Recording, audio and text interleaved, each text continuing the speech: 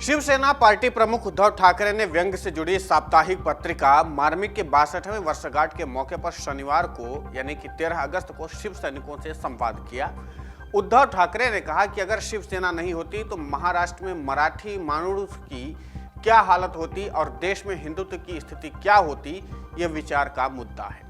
उद्धव ठाकरे ने कहा कि मार्मिक पत्रिका की शुरुआत बाला साहेब ठाकरे ने उनके चाचा और दादा के साथ मिलकर 1960 में की थी। आज हम देश की स्वतंत्रता का अमृत महोत्सव मना रहे हैं। तब आज़ादी मिले 13 साल ही हुए थे। उद्धव ठाकरे ने कहा कि मार्मिक पत्रिका की ये 62वीं वर्षगांठ है। मेरी भी उम्र 62 हो चुकी है, लेकिन आदमी उम्र से नहीं विचारों से जवान या बूढ़ा होता है। उद्धव ठाकरे ने कहा कि आज हर घर तिरंगा के नारे दिए जा रहे हैं, लेकिन एक व्यंग्य आया है। इसमें कुछ लोगों को दिखाया गया कि जिनके पास घर ही नहीं है वे कहां तिरंगा लगाएं। एक दूसरा व्यंग्य चित्र है। इसमें जन्माष्टमी के पूर्व को आधार मानकर व्यंग्य किया गया। इसमें एक भक्त श्री कृष्ण से कह रहा है कि प्रभु माखन बाद में खाइएगा, पहले 5% GST दीजिए। सिर्फ तिरंगा लगाना देशभक्ति का सबूत नहीं।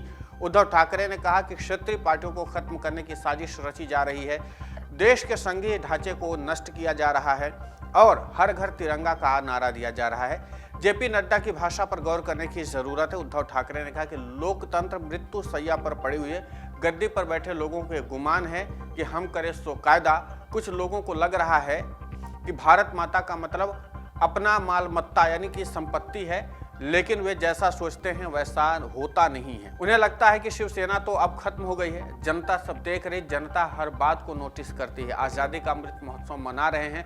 चीन सीमा के अंदर घुसा जा रहा है। हर घर तिरंगा लहरा कर क्या चीन को अरुणाचल प्रदेश से भगा सकते हैं?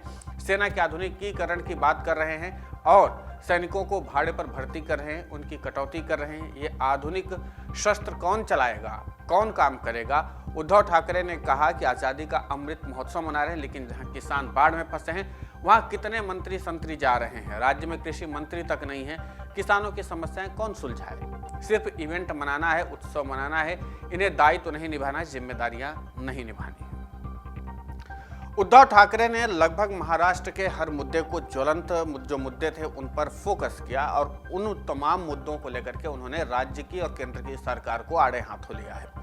इसके अलावा उद्धव ठाकरे ने इस बात पर बल दिया है कि जो मौजूदा संघीय ढांचा है उसमें जो सरकारें हैं, चाहे वो केंद्र की हों या राज्य की हों, उनके ऊपर यह आरोप लगाया है कि इस आरोप में उन्होंने इस बात की भूमिका तैयार की है कि ये जो संघीय ढांचा है इसको ध्वस्त किया जा रहा है।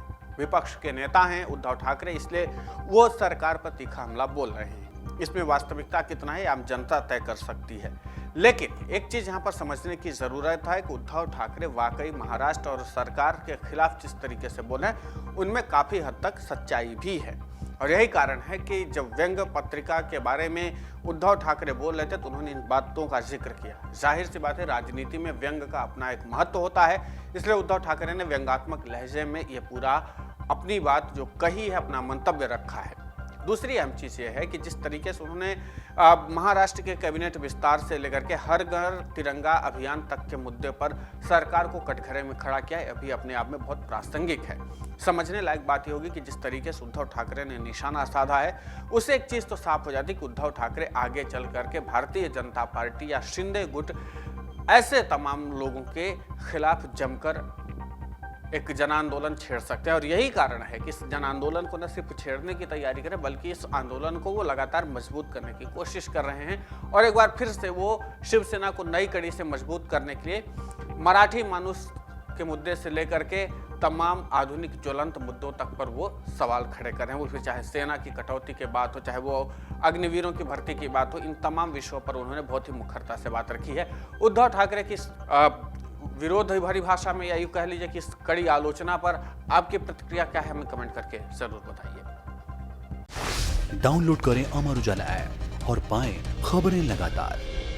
अगर आप ये वीडियो YouTube पर देख रहे हैं तो हमारे चैनल को सब्सक्राइब करें और बेल आइकन को दबाना ना भूलें। अगर आप Facebook पर ये वीडियो देख रहे हैं तो हमारे पेज को लाइक करें।